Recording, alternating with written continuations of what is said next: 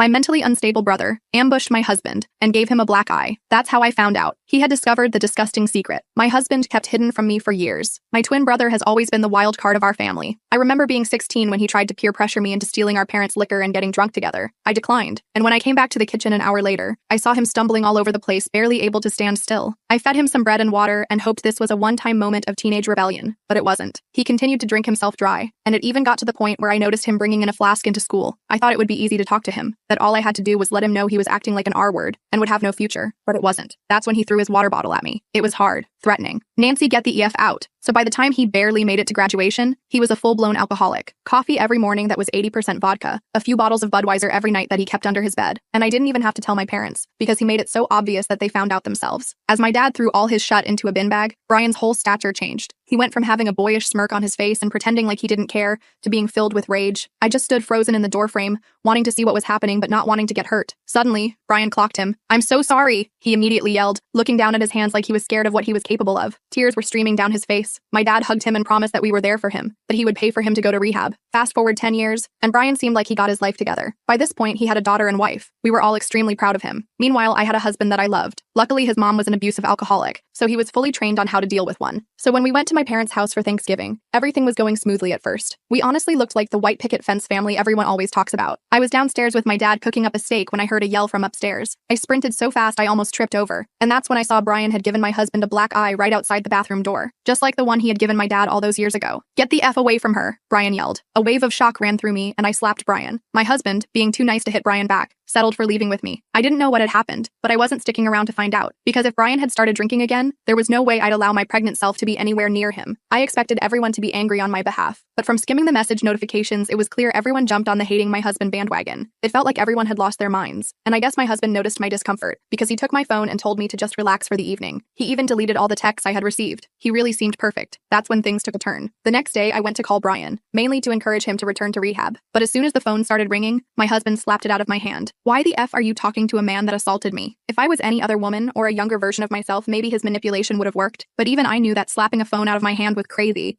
I had every right to talk to my family. "Brian never should have hit you, and I'll never forgive him for it, but I need to make sure he's getting help. I didn't realize I married someone who sides with abusers." He cut me off. I immediately switched my face into a fake moment of realization. "Oh my gosh, I don't know what I was thinking. I'm sorry, baby." He nodded before saying "good girl" and walking away. That's when I got in my car, drove to the park, and called Brian, because now I was more suspicious of my husband than ever. He picked up straight away. "Lauren, I need you to trust me and drive over here right now." His voice was urgent, and I knew that no matter what, Brian would never lay his hands on me, so I drove. When I got there, my dad couldn't even make eye contact with me, and my mom was in his arms, silently sobbing. Brian gently pulled me into the room next door. "Lauren," his tone was rarely ever serious, so I knew this was bad. "I want your husband dead." His voice was cold, unforgiving. I narrowed my eyes at him and started debating whether I should slap him again, until he finally spit out an explanation that made me want him dead too. When he was outside the bathroom door, my daughter was inside. I saw it, Lauren. His hands were in his pants. He was kneeling down to the peephole with a smile on his face that I never want to see again. I swallowed the bile that rose in my throat. I couldn't believe what I was hearing. My first reaction was pure disbelief. Mark? My husband? The man I was having a baby with? No way.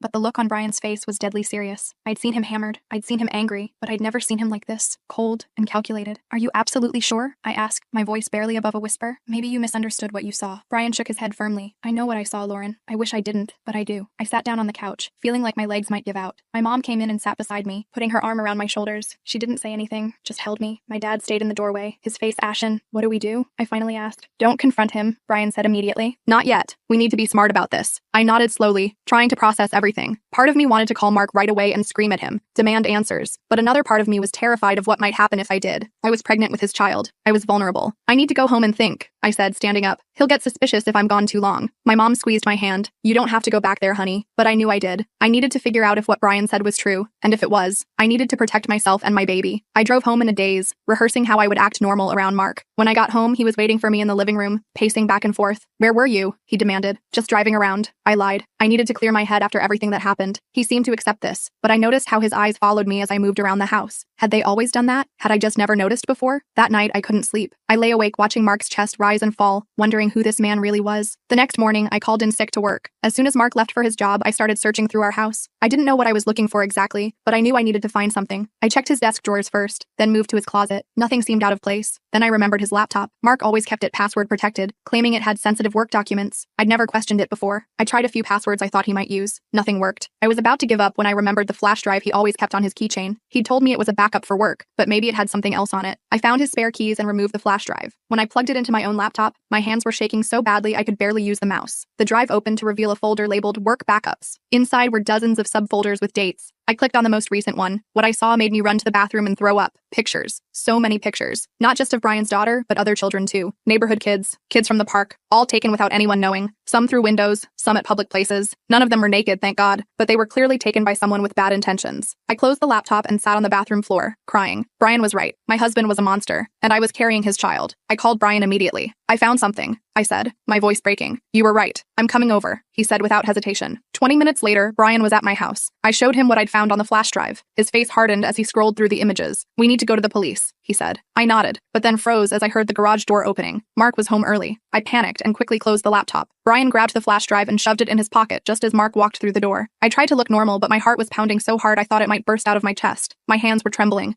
and I could feel beads of sweat forming on my forehead despite the cool air conditioning. What are you doing here? Mark asked Brian, his voice cold and sharp like a blade of ice. Brian stood up, putting himself between Mark and me, his shoulders tensed, a protective barrier I'd come to rely on more than I ever expected. Just checking on my sister. After what happened, I wanted to make sure she was okay. Mark's eyes narrowed, dark and calculating. The warmth that had once made me fall in love with him was completely absent now. You should leave, he said, each word deliberate and threatening. I was just going, Brian said. He gave me a meaningful look, one that carried the weight of our terrible discovery. Call me later, sis. After Brian left, Mark turned to me, his gaze scrutinizing every inch of my face. Why was he really here? I forced a smile, hoping he couldn't hear the thundering of my heart. Like he said, just checking on me. I wasn't feeling well this morning. I placed a protective hand over my slightly swollen belly, using my pregnancy as a shield. Mark seemed to buy it, but I noticed how he scanned the room, like he was checking if anything was out of place. His eyes lingered on the laptop for a second too long. He walked over to his desk and opened the drawer where he usually kept his keys. My heart skipped a hit. Have you seen my spare keys? He asked casually, though there was an undercurrent of suspicion in his voice. No, I lied, the word bitter on my tongue.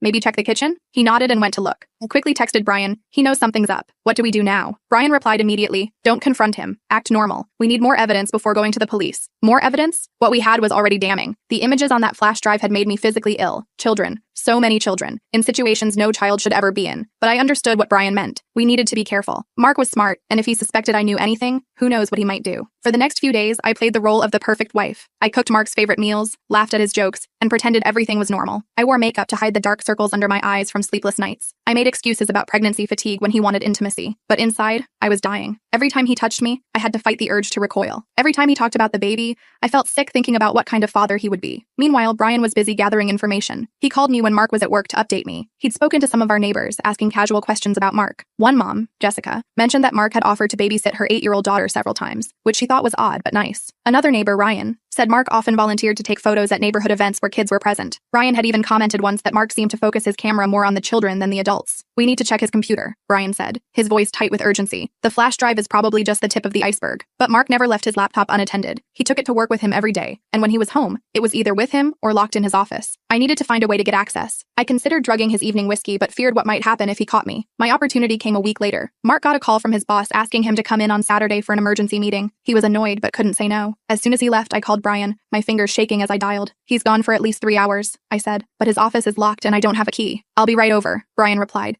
determination evident in his voice. When Brian arrived, he brought a small toolkit with him. His eyes were serious, focused. I learned a few things in my wild days, he explained as he worked on the office door lock. It took him about 10 minutes, but he got it open. Mark's office was meticulously organized, almost obsessively so. Every pen aligned, every paper stacked perfectly. His laptop was gone. He'd taken it with him. But there was a desktop computer that I rarely saw him use. It was password protected too. Let me try something, Brian said, sitting down at the desk. He tried a few common passwords before looking up at me. What's your anniversary date? I told him, and he typed it in. Nothing. Then he tried my birthday. Still nothing. What about the baby's due date? He suggested. I gave him the date, and to my surprise, the computer unlocked. My heart sank. Even his password was about accessing children. The thought made bile rise in my throat. Brian started searching through the files while I kept watch at the window, terrified Mark might come home early. The sky outside was gray and threatening rain, matching my mood. What Brian found made my blood run cold. Hidden folders with more pictures, some even worse than what was on the flash drive. There were also chat logs where Mark had been talking to other men with the same interests. They shared tips on how to gain trust. how to get access to children. Reading over Brian's shoulder, I had to rush to the bathroom to throw up. We need to copy all of this, Brian said, plugging in a portable hard drive he'd brought with him. His face was ashen, his jaw clenched tight. While the files were copying, I searched through Mark's desk drawers. In the back of the bottom drawer, I found a small notebook bound in black leather. Inside were names and addresses of families with young children, including some from our neighborhood. Next to some names were stars or check marks. Jessica's daughter had 3 stars. I showed it to Brian, who looked like he might be sick. Lauren, we need to go to the police with this, he said. Today.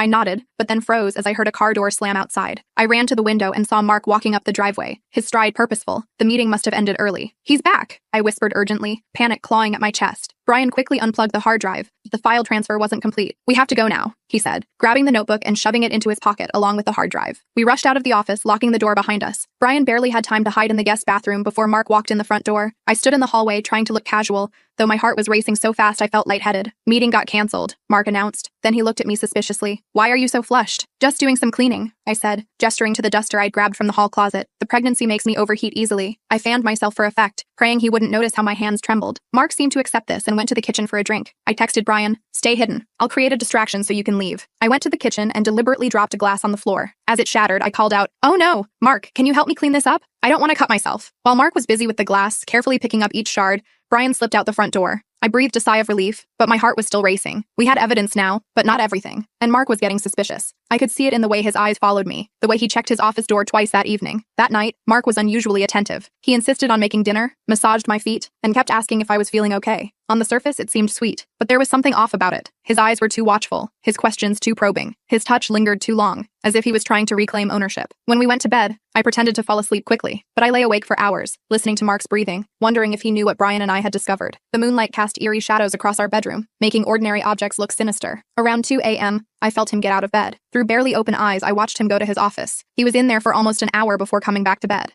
I remained perfectly still as he slid under the covers, afraid that even the slightest movement would give me away. The next morning, I checked my phone and found a text from Brian. Meet me at the park at 10. Bring anything important you need. I knew what he meant. It was time for me to leave Mark. I waited until Mark went to shower, then quickly packed a small bag with essentials, clothes, toiletries, important documents, and the ultrasound picture I kept in my nightstand drawer. I also grabbed my grandmother's ring that Mark didn't know about, something I could sell if I needed money. I hid the bag in my car while Mark was getting dressed. I'm going to the grocery store, I told him casually as I grabbed my purse. Need anything specific? He shook his head, but I noticed how his eyes followed me as I grabbed my purse and keys. Don't be too long, he said. It sounded like a warning, not a request. I drove to the park where Brian was waiting with our parents. My mom hugged me tightly, her familiar perfume momentarily comforting me. My dad, usually stoic, had tears in his eyes. He and Brian stood guard, watching for any sign of Mark. We have enough to go to the police, Brian said, showing me the hard drive and notebook. But it's not complete. There's more on his laptop and probably online accounts we don't have access to. I don't care, I said, my voice stronger than I expected. I just want to be done with him. I want a divorce and a restraining order. My parents nodded in agreement. You'll stay with us, my mom said, squeezing my hand. He won't dare come near you there. But as we were talking, my phone buzzed with a text from Mark. Where are you really? The grocery store says they haven't seen you. Come home now or I'll have to come find you. My blood ran cold. He was tracking me somehow. He knows I'm not at the store, I told the others, showing them the text. My hands were shaking so badly I nearly dropped the phone. How could he know that? My dad asked, his face darkening with anger. He must have put a tracking app on my phone, I realized, or maybe my car. Brian immediately took my phone and turned it off. We need to check your car for GPS trackers, he said. We searched my car thoroughly and found a small tracking device magnetically attached under the rear bumper. Brian removed it and threw it in a nearby trash can. I felt violated all over again, knowing Mark had been monitoring my movements. We need to go to the police now, my dad said, before he figures out where we are. We drove to the police station in my parents' car, leaving mine at the park. I was terrified but determined. This had to end. The weight of what we'd discovered, what Mark was capable of, pressed down on me like a physical force. At the station, we spoke to a detective named Pamela Rodriguez. She was a petite woman with sharp eyes that missed nothing. I explained everything, what Brian had seen, what we'd found on the flash drive and desktop, the notebook with children's names. Detective Rodriguez took it all very seriously, her expression growing grimmer with each detail. We'll need to get a warrant to search your house and seize his electronic devices, she explained. In the meantime, I strongly advise you not to return home or contact your husband. I nodded, relieved that she believed us. What about a restraining order? We can start that process today, she assured me. Do you have somewhere safe to stay? She's staying with us, my dad said firmly, his arm protectively around my shoulders. As we were leaving the station, my mom's phone rang. It was our neighbor, Jessica, calling in a panic. There's something wrong at Lauren's house, she said. Mark is throwing things out the window and yelling. Should I call the police? They're already involved, my mom told her. Stay away from the house, Jessica. Mark is dangerous. Detective Rodriguez overheard and immediately dispatched officers to my house. He must have realized you're not coming back, she said grimly. We waited at the station for news, the minutes crawling by like hours. About an hour later, Detective Rodriguez returned. Your husband wasn't at the house when officers arrived, she told me, but it looks like he was destroying evidence. They found smashed hard drives and burned papers. My heart sank. Had we lost our chance to prove what he'd done? Would he somehow escape justice? Don't worry, the detective continued, seeing my expression. We still have what you brought us, and our tech team can recover some data from damaged devices. For the next week, I stayed at my parents' house, jumping at every sound and constantly checking to make sure doors and windows were locked. Mark had disappeared. His phone was off and he hadn't shown up at work. The police were looking for him, but so far, no luck. I had nightmares about him finding me, about what he might do to our baby once she was born. Brian stayed with us too, sleeping on the couch with a baseball bat nearby. He'd become incredibly protective, never letting me go anywhere alone. It reminded me of when we were kids and he'd stand up to bullies for me, despite being smaller than most of them. 10 days after I left Mark, Detective Rodriguez called with an update. We've recovered a significant amount from the devices you provided and what we found at your house, she said. It's extensive. Your husband has been collecting these images for years, long before he met you. I felt sick, but also relieved. The evidence was real and substantial. Mark wouldn't be able to talk his way out of this. He couldn't claim it was a misunderstanding or a one-time mistake. We've also put out an alert for him, she continued. Every police department in the state is looking. But Mark was still in the wind. Days turned into weeks with no sign of him. I started to wonder if he'd fled the country. The restraining order was in place, but a piece of paper wouldn't stop him if he really wanted to find me. I found myself checking under my bed each night, a childhood habit that had suddenly become necessary again. I was nearly 4 months pregnant now, and starting to show. My baby bump was small but unmistakable. Despite everything, I decided to keep the baby. It wasn't this child's fault who their father was. Brian supported my decision, though my parents were more hesitant. What will you tell the baby when they're older? My mom asked gently one evening as we folded laundry together. The truth, eventually, I said, but a version they can understand and that won't hurt them. One evening, about a month after I'd left Mark,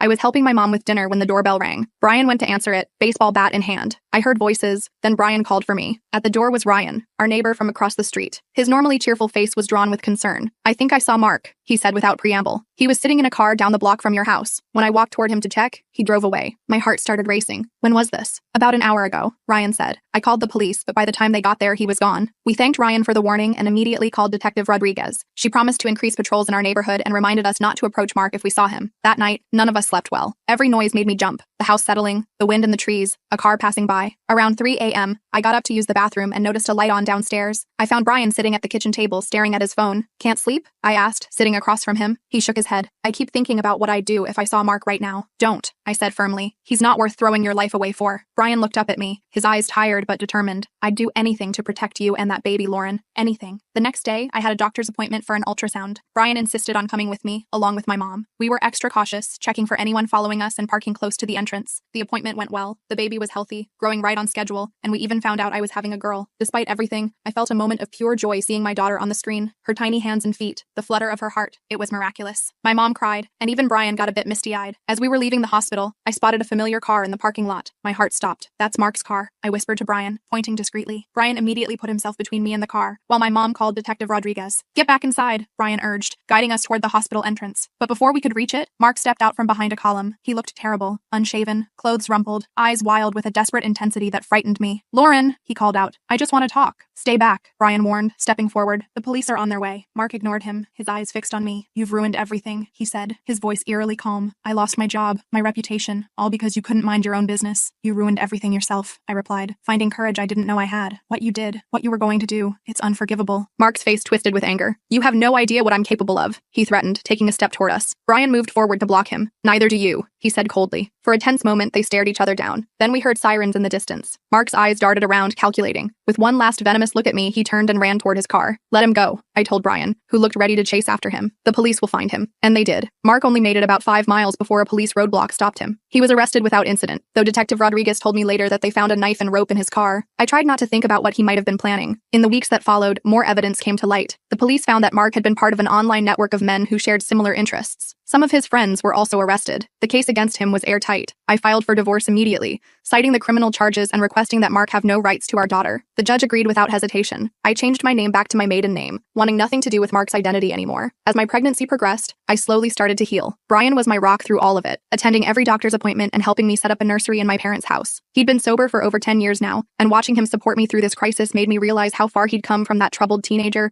who used to get into fights and drink to numb his pain. I never thought I'd say this, I told him one day as we assembled a crib. The instructions spread out on the floor between us. But I'm glad you punched Mark that day at Thanksgiving. Brian laughed. a genuine sound that had become rare lately. Me too, sis. Me too. Mark eventually accepted a plea deal to avoid a trial. He would serve at least 15 years in prison and be registered as a sex offender for life. When Detective Rodriguez told me the news, I felt a weight lift from my shoulders. It wasn't over. I would always have to be vigilant for my daughter's sake, but at least Mark couldn't hurt us anymore. 6 months after leaving Mark, I gave birth to a healthy baby girl. I named her Hope, because despite everything, that's what she represented to me. Brian was the first person to hold her after me, and the look of pure love on his face told me she would never lack for protection. As I watched my brother gently rock my daughter, I thought about how life takes unexpected turns. Brian, once the family troublemaker, had become my strongest ally, and Mark, who had seemed so perfect, had hidden the darkest of secrets. "She's beautiful, Lauren," Brian whispered, looking down at Hope's tiny face. "And she's going to be okay. We all are." For the first time in months, I truly believed it. As I watched my brother gently rock my daughter, I felt a strange mix of peace and anxiety. Hope was perfect in every way. 10 little fingers, 10 little toes, and the cutest button nose I'd ever seen. But I couldn't shake the fear that somehow, someday, Mark would find a way back into our lives. "You're thinking about him again, aren't you?" Brian asked, not looking up from Hope's tiny face. I nodded. I can't help it. What if 15 years isn't enough? What if he gets out early for good behavior or something? Brian carefully handed Hope back to me. Then we'll deal with it. But that's a problem for future us. Right now, this little nugget needs her mom to be present. He was right, of course. I needed to focus on the good things in my life, not waste energy worrying about Mark. Still, I made a mental note to talk to my lawyer about what would happen when Mark eventually got released. I wanted to be prepared. The first few months with Hope were a blur of sleepless nights, diaper changes, and figuring out breastfeeding. I stayed at my parents' house, which was both a blessing and a challenge. My mom was amazing with Hope, always willing to take her so I could shower or nap. My dad built a rocking chair for the nursery and spent hours walking Hope around the house when she was fussy. Brian came over almost every day. He'd bring coffee for me and silly little onesies for Hope. His wife Jenny was pregnant now too, and they were having a boy. It was nice to think our kids would grow up as cousins, close in age just like Brian and me. About 6 months after Hope was born,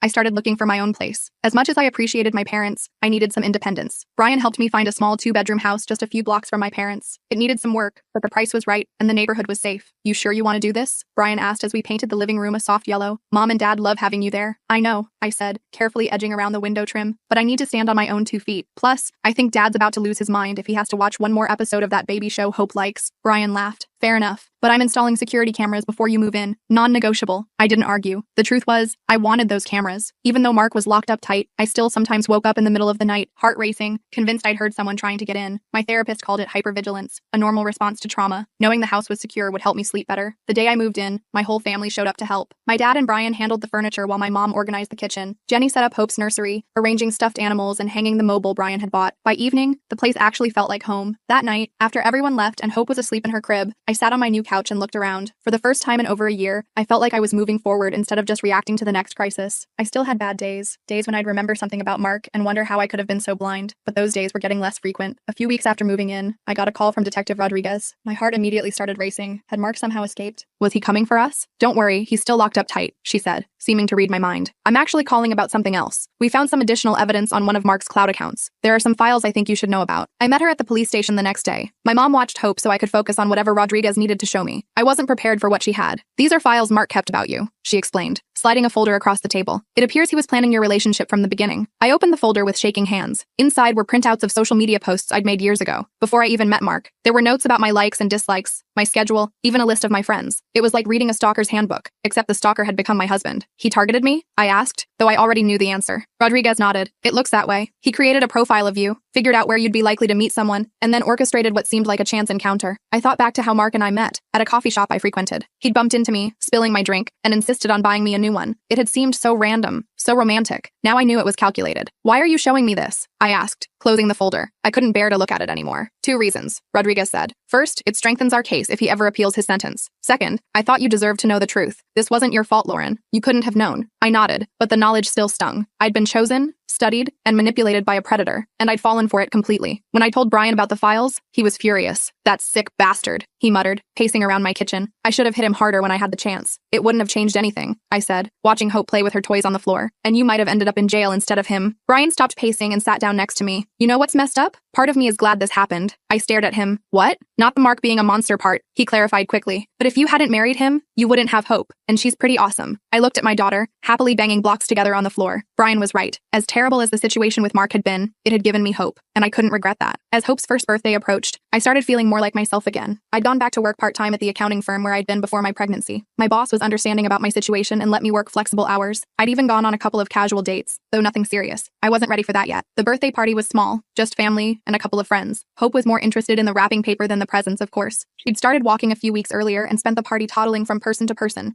showing off her new skill. After cake and presents, when Hope was napping and most of the guests had left, Brian pulled me aside. "I've got something for you," he said, handing me a small box. Inside was a key. "What's this for?" I asked. "It's a key to our new cabin," he explained. "Jenny and I bought that place up at Lake Meredith. It needs work, but it's got potential. I thought maybe you and Hope could come up sometimes, get away from everything." I hugged him tight. "That sounds perfect. Thank you." The cabin became our weekend retreat. Hope loved playing in the shallow water at the lake's edge, and I loved the peace and quiet. Brian and Jenny came up most weekends too, especially after their son Ethan was born. Watching Hope and Ethan play together, I felt like we were building something good out of all the bad that had happened. About 2 years after Hope was born, I got another call from Detective Rodriguez. This time she had news that made my blood run cold. "Mark's been communicating with someone on the outside," she told me. "We intercepted some letters. He's been asking about you and Hope." My hand tightened on the phone. "Who's he writing to?" "A former coworker named Douglas. We've already brought him in for questioning. He claims he was just being friendly, but we found evidence he's been driving by your parents' house." I immediately called Brian, who came right over. We decided I'd stay at his place for a few days while the police investigated further. I packed a bag for Hope and myself, hands shaking the whole time. Douglas turned out to be more pathetic than dangerous. He'd idolized Mark at work and couldn't believe the charges against him. Mark had manipulated him, just like he'd manipulated me. The police gave Douglas a stern warning and put him under surveillance. He never came near us again, but the incident shook me. I realized I'd been living in a false sense of security. Mark might be in prison, but he was still trying to reach out, still trying to control my life. I couldn't let that happen. I met with my lawyer the next day and filed for a permanent restraining order that would prevent Mark from contacting me or Hope in any way. No letters, no phone calls, nothing. The judge granted it immediately. I also legally changed Hope's last name to match mine, removing the last trace of Mark from our lives. These steps helped, but I still felt unsettled. What if Mark found someone else to do his dirty work? What if he got out someday and came looking for us? Brian suggested we take a more drastic step. "Move," he said simply. "Not just to a new house, but to a new state, somewhere Mark wouldn't think to look." The idea was terrifying, but also liberating. A fresh start, somewhere without memories of Mark around every corner, somewhere Hope could grow up without the shadow of her father's crimes hanging over her. I spent weeks researching options. I needed somewhere with good schools, affordable housing, and job opportunities in my field. I also wanted to be near water. The weekends at the lake had shown me how much Hope and I both loved it. Finally, I settled on a small city in Oregon. It was far from Texas, had a growing economy, and was close to both mountains and the ocean. Best of all, no one there knew our story. We could just be Lauren and Hope, not the wife and daughter of a convicted predator. Telling my parents was hard. My mom cried and my dad got very quiet, which was his way of showing he was upset. But they understood. They even offered to come visit for extended periods, especially during the winter when Oregon would be a nice break from Texas heat. Brian was supportive, but sad. "I always thought our kids would grow up together," he said as we packed up my house. "They still can," I assured him. "We'll visit often, and you guys can come see us. Plus, there's video calls." The day we left was bittersweet. My car was packed with everything Hope and I would need until the moving truck arrived with the rest of our stuff. My family gathered in the driveway for goodbyes. My mom hugged me tight. "Call when you get there, no matter what time it is." My dad pressed something into my hand, a new pepper spray for my keychain, "just in case," he said gruffly. Brian was the last to say goodbye. He hugged me, then knelt down to Hope's level. "You take care of your mom, okay, Squirt?" he said, his voice rough with emotion. Hope nodded solemnly. At 3, she didn't really understand what was happening, but she knew it was important. "I will, Uncle Brian." As we drove away, I watched my family get smaller in the rearview mirror. I felt a pang of doubt. Was I doing the right thing? But then I looked at Hope, happily playing with her stuffed bunny in her car seat, and knew the answer was yes. The drive to Oregon took several days. We stopped at silly tourist attractions along the way,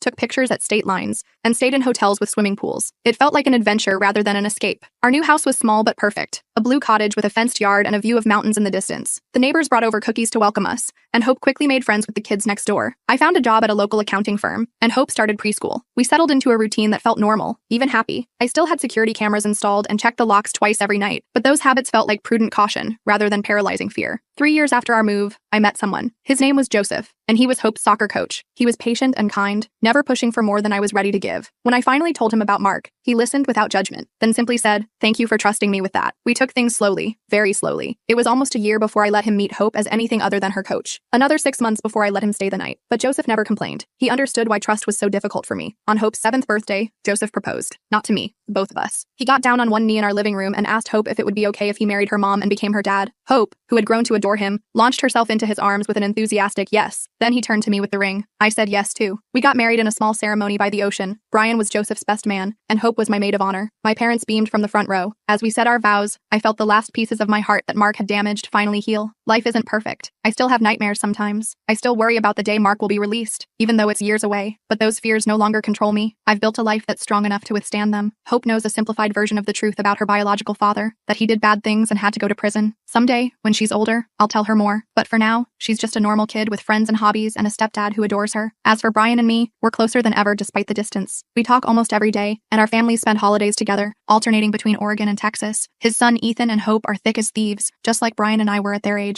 Sometimes I think about how differently things might have turned out if Brian hadn't seen Mark that day at Thanksgiving, if he hadn't trusted his instincts, if he hadn't been brave enough to tell me the truth. I might still be with Mark, unaware of the monster hiding behind his perfect husband facade. Hope might have grown up in danger. Instead, we're safe, we're happy, we're free, and that's worth everything we went through to get here.